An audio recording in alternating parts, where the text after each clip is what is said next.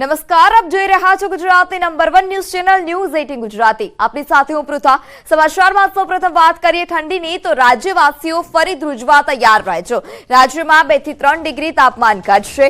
હવામાન વિભાગની આગાહી મુજબ 2 દિવસ કાતિલ ઠંડી રહેશે, જ્યારે 3 દિવસ બાદ તાપમાનમાં ફરી વધારો નોંધાશે। રાજ્યમાં 5 દિવસ વાતાવરણ સૂકું રહેશે।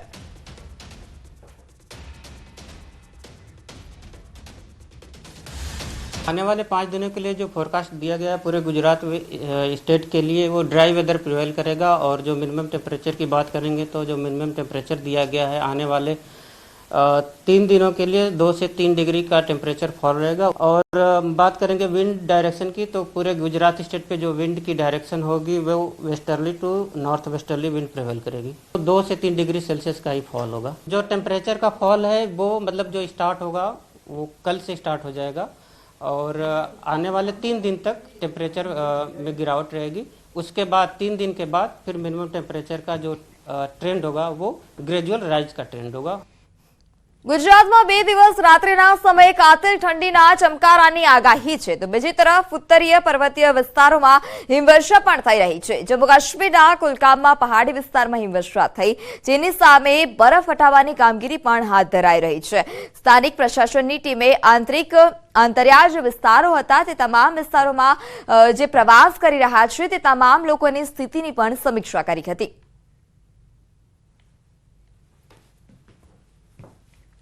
જમ્મુ કાશ્મીરના ગુલમર્ગમાં કંદુરીમાં હિમવર્ષાના તોફાની દ્રશ્યો સામે આવ્યા છે। હિમવર્ષાના તોફાનમાં ફસાયેલા એક વિદેશી નાગરિકનું મોત નીપજ્યું, જ્યારે એક સ્થાનિક ઘાયલ થયો છે। બાકીના 6 વિદેશી સ્કીયર્સને બચાવી લેવામાં આવ્યા। હાલ ગુલમર્ગમાં ભારે હિમવર્ષા થઈ રહી છે, ત્યારે વિદેશી સ્કીયર બરફના તોફાનમાં ફસાયા હતા। પેટ્રોલિંગ પોલીસ અને બચાવ ટીમ સ્થળ પર પહોંચી હતી। બચાવ કામગીરી કરવામાં આવી હતી। રેસ્ક્યુ ઓપરેશન બાદ સ્થાનિક ગાઈડ પણ ઘાયલ રહ્યા હતા। કામગીરીમાં ખાનગી હેલિકોપ્ટરની પણ મદદ લેવામાં આવી હતી। બચાવ કામગીરીના 45 મિનિટના ઓપરેશનમાં એક વિદેશી નાગરિકને જીવતો બહાર કાઢવામાં આવ્યો।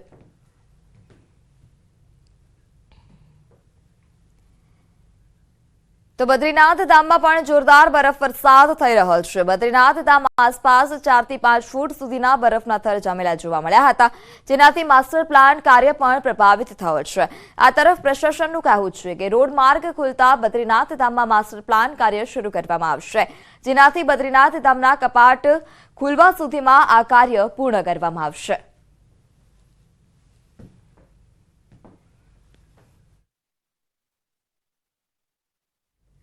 તો આ તરફ ઉત્તરાખંડના પિથોરાગઢમાં પહાડી વિસ્તારોમાં પણ હિમવર્ષા થઈ રહી છે।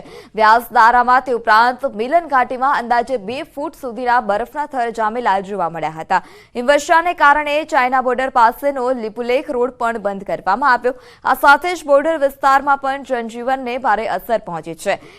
ચીન તે ઉપરાંત નેપાળ બોર્ડર પરના વિસ્તારોમાં સતત હિમવર્ષા થઈ રહી છે। સતત હિમવર્ષાને કારણે જવાનોને પણ અસર થઈ રહી છે। ઉત્તરીય પ્રદેશોમાં હિમવર્ષાને કારણે નીચાણવાળા વિસ્તારોમાં પણ શીતલહેર જોવા મળી। કેટલાક વિસ્તારોમાં પારો 0 થી પણ નીચે રહ્યો છે। પહાડી વિસ્તારમાં હિમવર્ષાને કારણે પીવાના પાણીનો સ્ત્રોત પણ જામી ગયો હતો, જેને કારણે સ્થાનિકોને બરફ પીગાળી અને પાણીનો ઉપયોગ કરવો પડી રહ્યો છે। તો હિમાચલ પ્રદેશના મનાલીના ઉત્તરીય ક્ષેત્રોમાં પણ આવી જ સ્થિતિ છે।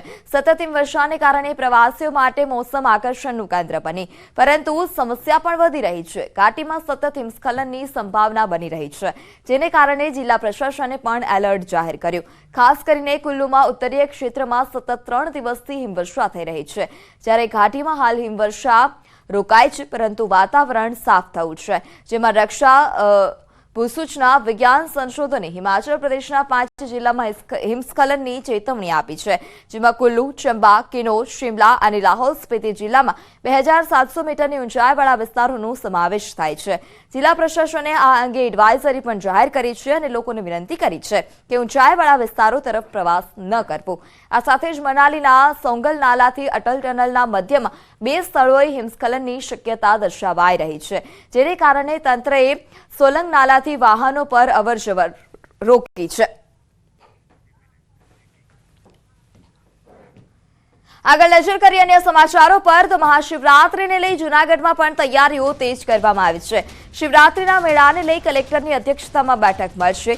સાધુ સંતો, રાજકીય અગ્રણીઓ સહિત અન્ન ક્ષેત્ર ચલાવનારા ઉતારા મંડળના આયોજકો સાથે બેઠક યોજાશે। મેળાના આયોજન અંગે બેઠક કરવામાં આવશે।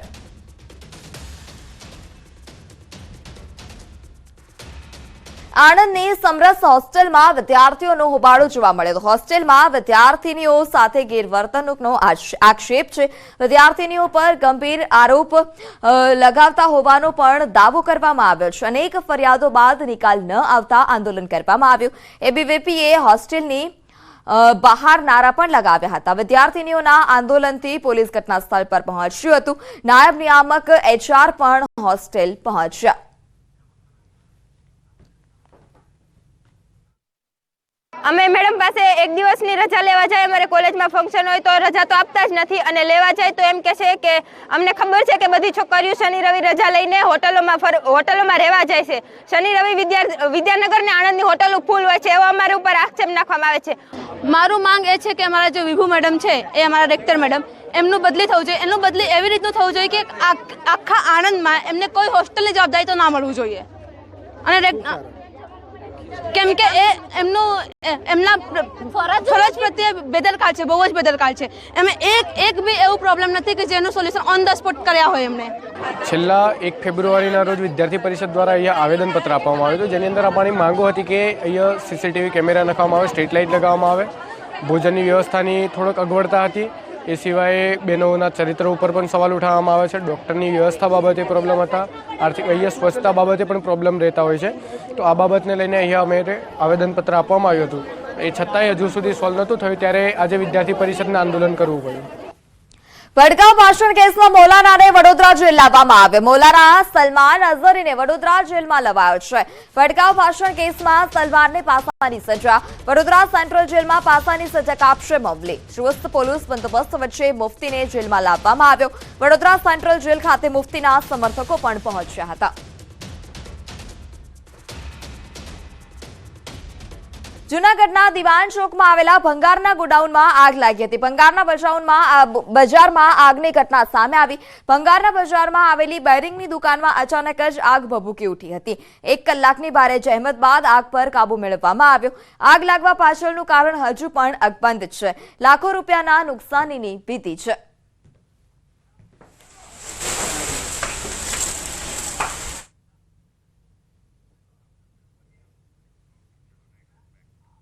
પીએમ મોદી ફરી ગુજરાતના મહેમાન બનશે। 24 અને 25 ફેબ્રુઆરીએ પીએમ મોદી ગુજરાત પ્રવાસે આવશે, જ્યાં તેઓ રાજકોટમાં એમ્સ સહિતના વિવિધ વિકાસના જે કાર્યો છે તેનું લોકાર્પણ કરશે। લોકાર્પણ કાર્યક્રમમાં પણ તેઓ ઉપસ્થિત રહેવાના છે।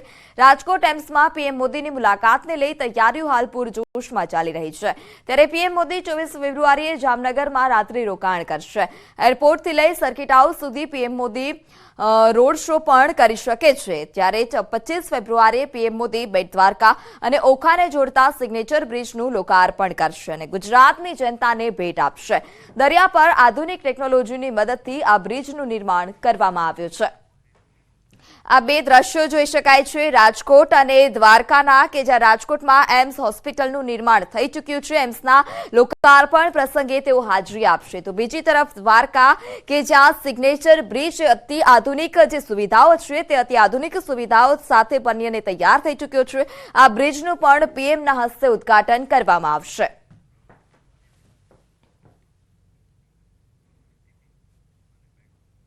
રાજકોટ શહેરથી 10 કિલોમીટર દૂર આવેલા નાનકડા એવા પરાપીપળિયા ગામની ચર્ચા આજે દેશભરમાં છે। માત્ર 2200 લોકોની વસ્તી ધરાવતું આ ગામ આજે નકશામાં અંકિત થયું છે, કારણ કે પરાપીપળિયા ગામમાં રાજ્યની સૌપ્રથમ એમ્સ હોસ્પિટલનું નિર્માણ થઈ રહ્યું છે। પ્રધાનમંત્રી મોદી 25 ફેબ્રુઆરીએ પહોંચવાના છે। અહીંયા પીએમ મોદી એમ્સ હોસ્પિટલની મુલાકાત લેવા પરાપીપળિયા આવી રહ્યા છે, ત્યારે ગ્રામજનોમાં અનેરો ઉત્સાહ પણ જોવા મળી રહ્યો છે। પ્રધાનમંત્રીના આગમનને વધાવવા સ્થાનિકો પણ ખૂબ જ ઉત્સુક છે। આ સાથે જ તેઓ પૂર્વ મુખ્યમંત્રી વિજય રૂપાણી અને વર્તમાન મુખ્યમંત્રી ભૂપેન્દ્ર પટેલનો આભાર પણ માની રહ્યા છે।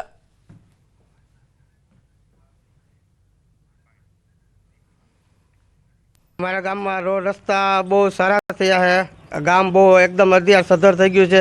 CCTVથી છત છે, પાકા રસ્તા છે, ભૂગર્ભ ગટર છે અને લગભગ 265 સ્ટ્રીટ લાઇટ। હું વડાપ્રધાન મોદીનો અને પૂર્વ મુખ્યમંત્રી આપણે વિજયભાઈ રૂપાણી અને હાલના મુખ્યમંત્રીજી ભૂપેન્દ્રભાઈ પટેલ છે એનો ખૂબ ખૂબ આભાર માનીશ કે અમારા પરાપીપળિયા ગામને જે એમ્સ આપી એમાંથી અમને ખૂબ રોજગાર મળે છે। અત્યારે હાલની તકમાં હોટલો રેસ્ટોરન્ટનું કરવાની જે તક મળી છે એ માટે હું ખૂબ ખૂબ આભાર માનીશ। પહેલાં જે ભાવ હતા એના કરતાં અત્યારે 4 ગણા ભાવ વધી ગયા છે અમારા જમીનોના અને રોજગારની પણ પૂરી તક મળે છે અને હાલની તકમાં અત્યારે અમને ટ્રેનની પણ સુવિધા અત્યારે સરકાર દ્વારા આપવામાં આવશે। તો પરાપીપળિયા ગામમાં 1200 કરોડના ખર્ચે એમ્સ હોસ્પિટલ નિર્માણ પામી રહી છે। 25 ફેબ્રુઆરીએ પીએમ મોદીના હસ્તે લોકાર્પણ થયા બાદ લોકોને અહીં ઓપીડી સારવાર પણ મળી રહેશે। એમ્સ હોસ્પિટલમાં 190 ડોક્ટર્સ, 318 નર્સિંગ સ્ટાફ દર્દીઓની સારવાર તે ઉપરાંત સેવા માટે આ હોસ્પિટલ તૈનાત રહેશે। 25 ફેબ્રુઆરીએ 250 આઈપીડી બેડનું લોકાર્પણ થશે, જેમાં 25 આઈસીયુ વાળા બેડ રાખવામાં આવ્યા છે। પીએમ મોદીએ ડિસેમ્બર 2020માં એમ્સ હોસ્પિટલનો વર્ચ્યુઅલી શિલાન્યાસ કર્યો હતો। એ જ સમયે દુનિયા કોરોના મહામારી સામે લડી રહી હતી, ત્યારે તત્કાલીન મુખ્યમંત્રી વિજય રૂપાણી અને તત્કાલીન નાયબ મુખ્યમંત્રી નીતિન પટેલ ઉપસ્થિત રહ્યા હતા। એમ્સ હોસ્પિટલનો લાભ રાજકોટની સાથે સૌરાષ્ટ્ર અને રાજ્યભરના લોકોને મળશે। એમ્સ આવવાથી ઘણો બધો ફાયદો થશે, આરોગ્ય વિભાગમાં પણ ફાયદો થશે અને એમ્સ આવવાથી એમાં ગામમાં રોડ રસ્તા પણ બધા સારા છે અને નરેન્દ્રભાઈ મોદી આવે છે ત્યારે એમના ગામમાં બહુ ખુશીનો માહોલ છે। આ હોટલીનો પણ અમને રોજગાર મળશે ગામને, જ્યારે ગામના ટીપીનું ફાઇનલ થશે ત્યારે પણ રોજગાર બહુ સારો મળશે ગામને। જે સિટીમાં જતા હતા એ હવે અમારે સિટીમાં જવા પણ નથી રહ્યું, અમારે આજુબાજુમાં બધું મળી રહે એમ છે અને વિકાસ પણ જાજો થાય છે। એક સમયે રાજકોટ જિલ્લામાં પણ કોઈક ભાગ્યે જ ઓળખતા ગામને જે છે આજે એક વિશ્વ લેવલે એક ઓળખ મળી છે। એટલું જ નહીં, જે છે ખુદ પ્રધાનમંત્રી પણ આ ગામમાં આવવાના છે, ત્યારે આ ગામના લોકોમાં પણ એક ખુશીની વાતાવરણ જોવા મળી રહ્યું છે। આ ગામની જો વાત કરવામાં આવે તો આ ગામમાં જે છે અત્યારે જે અનેક સુવિધાઓથી જે છે ગામ સભર થઈ ગયું છે। આ ગામના અત્યારે જે છે રાજકોટ શહેર તેમજ અન્ય શહેરોને જે છે આ ગામ સાથે જોડતા રસ્તાઓ છે તે પણ અત્યારે જે ખૂબ જ સારા રોડ રસ્તાઓ આ ગામને મળ્યા છે। એમ્સ આવવાથી જે છે ક્યાંક ને ક્યાંક આ રોજગારીમાં પણ જે છે વધારો થયો છે।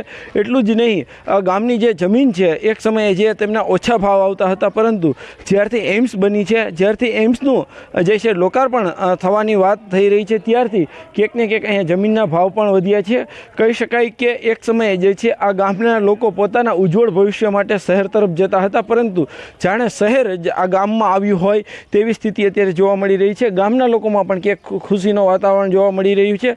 તો સાથે સાથે આ ગામના તમામ લોકો છે તે પ્રધાનમંત્રીનો તેમજ કેન્દ્ર સરકાર તેમજ રાજ્ય સરકારનો પણ ખૂબ ખૂબ આભાર માની રહ્યા છે। હાર્દિક જોશી, ન્યૂઝ 18 ગુજરાતી, રાજકોટ। તો પરાપીપળિયા ગામમાં રાજ્યની પ્રથમ એમ્સ હોસ્પિટલ આવતા જાણે ગામની કિસ્મત બદલાઈ હોય તેવું લાગી રહ્યું છે। ગુજરાતના લોકો પણ જે ગામના નામથી જાણીતા ન હતા તે હવે પરાપીપળિયાને એમ્સ હોસ્પિટલને કારણે રાષ્ટ્રીય લેવલે નવી ઓળખ મળી છે। પ્રાથમિક સુવિધાઓ માટે પણ ઝંખતું આ ગામ આજે હાઈટેક બન્યું છે। તૂટેલા ધૂળિયા રસ્તા પર હવે આરસીસી રોડ સાથે નેશનલ હાઈવે બની ગયા છે। રાજકોટ સાથે બસ કનેક્ટિવિટી પણ મળી છે। ગામમાં ટ્રેનનું પણ સ્ટોપ આપવામાં આવ્યું છે। 30 જેટલા સીસીટીવી કેમેરા આ ગામના રસ્તાઓ પર લગાવેલા છે। રસ્તાઓ પર સ્ટ્રીટ લાઇટની પણ સુવિધા છે। ગામમાં 100% ભૂગર્ભ ગટર આવેલી છે। ગામનો એટલો વિકાસ થયો છે કે અહીંની પ્રાથમિક શાળાને ગ્રીન શાળાનો એવોર્ડ પણ મળી ચૂક્યો છે। આ આખા ગામના લોકો પૂરી પ્રામાણિકતા સાથે 100% પોતાનો ગ્રામ પંચાયતનો વેરો ભરે છે।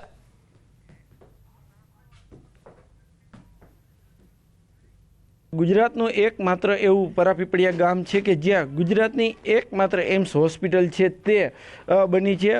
ખુદ પ્રધાનમંત્રી તેમના હસ્તે જે છે આ જે એમ્સ હોસ્પિટલ છે તેમનું લોકાર્પણ કરવા જઈ રહ્યા છે, ત્યારે પ્રધાનમંત્રી પણ આ ગામમાં આવવાના છે। ત્યારે હાલ આપણી સાથે આ ગામના સરપંચ છે, આપણે એમની સાથે વાત કરીશું। શું કહેશો સરપંચ, ખુદ તમારા ગામમાં પ્રધાનમંત્રી આવી રહ્યા છે?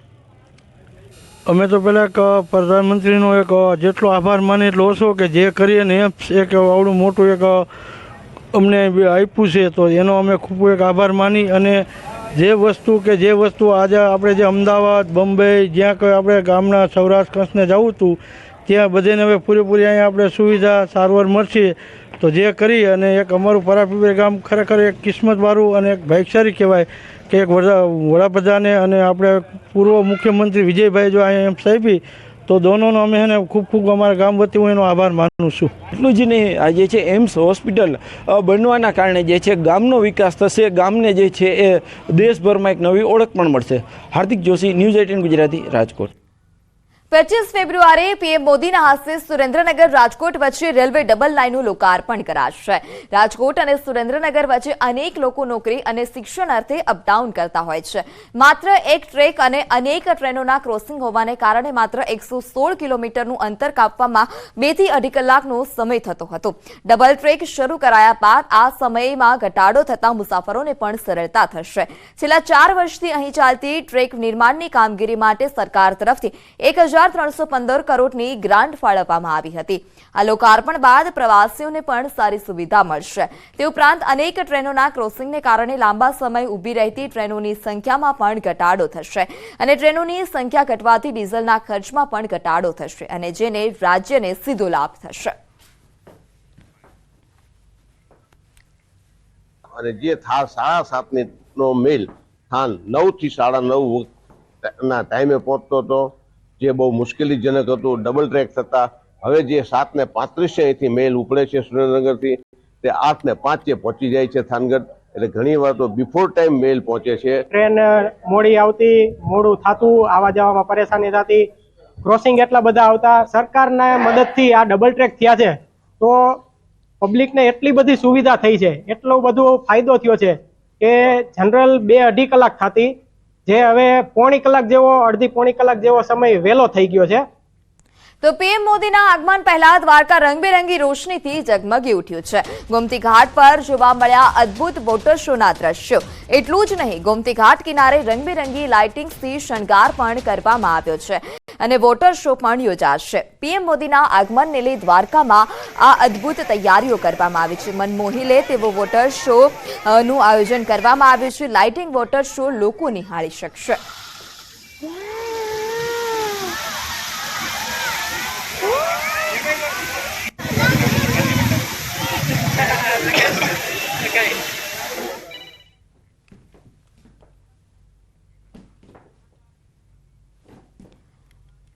તો સમાચારમાં હાલ સમય થયો છે વિરામનો. આપ જોડાયેલા રહો ન્યૂઝ 18 ગુજરાતી સાથે.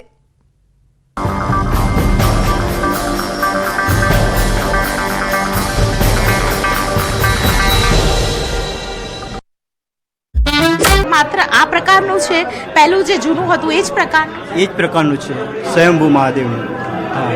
કોઈ પણ દર્શક અત્યારે ભગવાનની જે મૂર્તિ છે તેની ઉપર નજર કરશે તો એવું લાગશે કે ભગવાન તેમની તરફ જોઈ રહ્યા છે. તેમનું મુખ છે તે હસતું છે અને સાથે તેમની આંખોમાં જે તેજ છે અને સાથે તેમની અમી દ્રષ્ટિ આપણા પર હોય તેવો અનુભવ બિલકુલ નહીં થઈ રહ્યો છે. કેમેરામેન પ્રકાશ દેસાઈ સાથે દીપિકા કુમાર, ન્યૂઝ 18 ગુજરાતી, તરફગામ, મહેસાણા જિલ્લો. સુરતના પલસાણાના જોડવા જીઆઈડીસીમાં ભીષણ આગ લાગી. આગ લાગતા અફરાતફરીનો માહોલ સર્જાયો. જોડવામાં આવેલી ટેક્સટાઇલ ફેક્ટરીમાં લાગેલી આગના 5 કિલોમીટર દૂર સુધી ધુમાડાના ગોટે ગોટા દેખાયા. જીઆઈડીસીની ટેક્સટાઇલ ફેક્ટરીમાં 4 લોકો ફસાયા હોવાની આશંકા. પલસાણા ફાયર વિભાગની ટીમે ઘટનાસ્થળે પહોંચી આગ પર પાણીનો મારો ચલાવ્યો. ભીષણ આગ પર કાબુ મેળવવા ભારે જહેમત ઉઠાવી. વલસાડના અમરગામ રેલવે સ્ટેશન પર બની રહેલા બ્રિજની કામગીરી જેમના જોખમે થતી હોવાનો વિડીયો સામે આવ્યો. શ્રમિકો કોઈપણ સુરક્ષા ઉપકરણો વગર કામ કરતા દેખાયા. શ્રમિકોની સુરક્ષાને લઈને ઉઠ્યા સવાલ. અરવલ્લી જિલ્લામાં રવિ પાકમાં મોટા પાયે નુકસાન થયું. બટાકાના પાકમાં 30% જેટલો ઉતારો ઓછો આવ્યો. વિપરીત વાતાવરણ અને રોગચાળાના કારણે બટાકા સહિતના પાકમાં નુકસાન થયું. ખેડૂતોએ તંત્ર પાસે સહાયની માંગ કરી. પાટણના સાંતલપુરમાં મીઠું પકવતા ગરિયાઓ અમરનાથ ઉપવાસ પર બેઠા. રણમાં પ્રવેશબંધી અને સર્વે એન્ડ સેટલમેન્ટ યાદીમાં નામ બાકાત રખાતા ગરિયાઓમાં ભારે રોષ. રણમાં પ્રવેશ આપવા ગરિયાઓએ કર્યું ઉગ્ર માંગ. શંખેશ્વર તાલુકામાં સસ્તા અનાજના સંચાલક સામે ભ્રષ્ટાચારના આરોપ. પિરોજપુર ગામના રહીશોએ રેલી યોજી વિરોધ કર્યો. કહ્યું રેશન કાર્ડ દીઠ 1 કિલો અનાજ ઓછું મળે છે. પિરોજપુર ગામના રહીશોએ મામલતદાર સામે પણ લગાવ્યો આક્ષેપ. કહ્યું આ મામલતદાર સસ્તા અનાજના સંચાલક પાસેથી હપ્તાખોરી કરે છે. આ મામલતદાર અને સંચાલકની મિલીભગત છે, તેમની સામે તપાસ થવી જોઈએ. ગીર સોમનાથ જિલ્લામાં લાઇટ ફિશિંગને લઈને માછીમારોમાં રોષ. આધુનિક પદ્ધતિથી ભારે માત્રામાં લાઇટ ફિશિંગ શરૂ થતા નાના માછીમારો બન્યા બેરોજગાર. માછીમારોએ કડક કાયદો બનાવવા કલેક્ટરને આવેદનપત્ર પાઠવી કરી ઉગ્ર રજૂઆત. મોરબીના ઘૂંટુ ગામે કેમિકલયુક્ત ટેન્કર ઝડપાતા ગ્રામજનોમાં રોષ. તમામ ગ્રામજનોએ કડક કાર્યવાહી કરવા જીટીસીબીની ઓફિસે આવેદનપત્ર આપ્યું અને પાણી બચાવો પ્રદૂષણ હટાવોના નારા સાથે કર્યું વિરોધ પ્રદર્શન. ગુજરાતવાસીઓ ફરી કાતિલ ઠંડી માટે રહેજો તૈયાર. રાજ્યમાં 24 કલાક બાદ ગગડશે તાપમાનનો પારો. ઉત્તર પશ્ચિમ તરફના પવનો ફૂંકાતા વધશે ઠંડીનો ચમકારો. હવામાન વિભાગે ઠંડીને લઈને આગાહી વ્યક્ત કરી. આગામી 5 દિવસ રાજ્યનું હવામાન સૂકું રહેશે. આવતીકાલથી તાપમાનમાં 2 થી 3 ડિગ્રીનો ઘટાડો થશે અને તે પછીના 3 દિવસ બાદ તાપમાનમાં ફરી વધારો થશે. રાજ્યના ખેડૂતો પર ફરી એકવાર માવઠાનું સંકટ. હવામાન નિષ્ણાંત અંબાલાલ પટેલે કરી મોટી આગાહી. કહ્યું 25 થી 27 ફેબ્રુઆરીએ ગુજરાતમાં પડી શકે છે વરસાદ. માર્ચ મહિનાની શરૂઆતમાં કરા પડવાની પણ સંભાવના. એપ્રિલ મહિનામાં પણ ગુજરાતના વાતાવરણમાં આવશે પલટો. માર્ચ મહિનામાં વધશે ગરમીનો પ્રકોપ. મધ્ય ગુજરાતમાં તાપમાન 42 ડિગ્રીને પાર પહોંચી શકે છે. કેટલાક ભાગોમાં ગરમીનો પારો 43 ડિગ્રીએ પહોંચવાની સંભાવના. વડોદરા, અમદાવાદ, ગાંધીનગરમાં વધશે ગરમીનો પ્રકોપ. હવામાન નિષ્ણાંત અંબાલાલ પટેલે કરી આગાહી. આવતીકાલથી રાજ્યના અનેક ભાગોમાં હાલ થીજવતી ઠંડી પડશે. 25 થી 26 ફેબ્રુઆરીએ વેસ્ટર્ન ડિસ્ટર્બન્સ આવતા વાદળછાયું વાતાવરણ રહેશે. કેટલાક ભાગોમાં કમોસમી વરસાદની શક્યતા રહેશે. એપ્રિલ મહિનામાં ઉત્તરીય પર્વતીય વિસ્તારમાં ભારે હિમવર્ષા થશે, જેના કારણે રાજ્યના ઘણા ભાગોમાં કમોસમી વરસાદ થશે. ઉત્તર ગુજરાત, મધ્ય ગુજરાત અને કચ્છમાં ઠંડી અનુભવાશે. બનાસકાંઠા અને મહેસાણામાં ઠંડીની અસર વધુ અનુભવાશે. નર્મદા ડેમની સપાટી 129.45 મીટરે પહોંચી. સરદાર સરોવર ડેમમાં 70% પાણીનો સંગ્રહ કરાયો. નર્મદા ડેમનું રિવરબેડ પાવર હાઉસ બંધ કરાયું. 3 ટર્બાઇન ચાલુ કરીને થઈ રહ્યું છે વીજ ઉત્પાદન. ઉપરવાસમાંથી 15,630 ક્યુસેક પાણીની આવક થઈ. અમદાવાદના મણિનગરમાં જ્વેલર્સમાં 12 લાખની લૂંટ કરી તસ્કરો ફરાર. મણિનગરમાં ભૈરવનાથ 4 રસ્તા પાસે જય ભવાની જ્વેલર્સમાં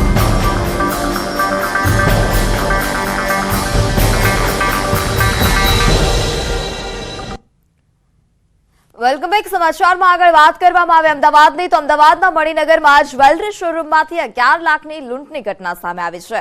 ભૈરવનાથ 4 રસ્તા પાસે જય ભવાની જ્વેલર્સમાં રાત્રે 9 વાગ્યા આસપાસ 4 લૂંટારો ઘૂસી આવ્યા હતા અને દુકાનધારકને બંદૂકની અણીએ બંધક બનાવી રાખી 11.63 લાખની લૂંટ ચલાવી ફરાર થયા હતા.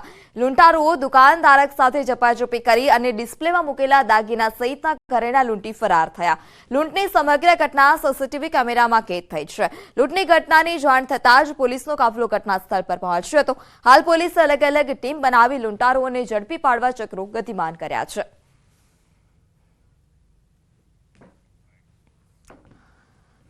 તેમજ આ જે બનાવમાં કુલ 18 થી 20 તોલા જેટલા સોનું, જેની કિંમત 11,65,000 જેટલી થાય છે, જેની લૂંટ કરવામાં આવેલ છે. હાલમાં જે જુદી જુદી ટીમો બનાવવામાં આવેલ છે તેમાં ક્રાઇમ બ્રાન્ચ પણ જોડાયેલ છે અને સીસીટીવી ફૂટેજ આધારે જુદા જુદી જગ્યાના સીસીટીવી ફૂટેજ આધારે આગળની તપાસ હાથ ધરવામાં આવેલ છે. સૌરાષ્ટ્રનો કુખ્યાત બુટલેગર પોલીસ સકંજામાં. વોન્ટેડ બુટલેગર ધીરેન કારિયાને અમરેલીની ટીમે ઝડપી પાડ્યો છે. ગુજરાતના 11 જિલ્લાના 18 ગુનામાં વોન્ટેડ આરોપી અને કુલ 59 જેટલા ગુનામાં આ આરોપી વોન્ટેડ હતો. મધ્યપ્રદેશ ઉજ્જૈનમાંથી ડ્રાઈવર સાથે બુટલેગર ધીરેન કારિયાને એલસીબીએ ઝડપી પાડ્યો છે.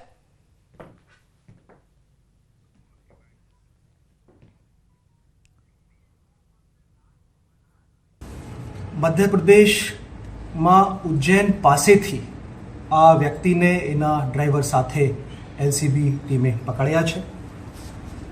એ વ્યક્તિના ગુનાહિત ઇતિહાસની વાત કરીએ તો 2010માં પ્રથમ વખત જૂનાગઢમાં ધીરેન કારિયા વિરુદ્ધમાં પ્રોહિબિશન એક્ટ હેઠળ ગુનો દાખલ કરવામાં આવ્યું હતું. ત્યારથી લઈને અત્યાર સુધીમાં આ વ્યક્તિ વિરુદ્ધમાં કુલ 59 જેટલા ગુનાઓ દાખલ થયા છે. સમાચારમાં આગળ વાત કરવામાં આવે રાજકોટની, તો રાજકોટમાં કરોડોના ઓનલાઈન સટ્ટાકાંડમાં ધરપકડ કરવામાં આવી છે. ક્રાઇમ બ્રાન્ચે તેજસ રાજદેવ નામના બુકીની ધરપકડ કરી છે. તેજસ રાજદેવની પૂછપરછમાં કરણ દુબઈનું નામ સામે આવે છે. અગાઉ અમિત પોપટ, નીરવ પોપટ સહિતના બુકીની નામ સામે આવ્યા હતા અને તે તમામ બુકીઓ ઝડપાઈ ચૂક્યા છે.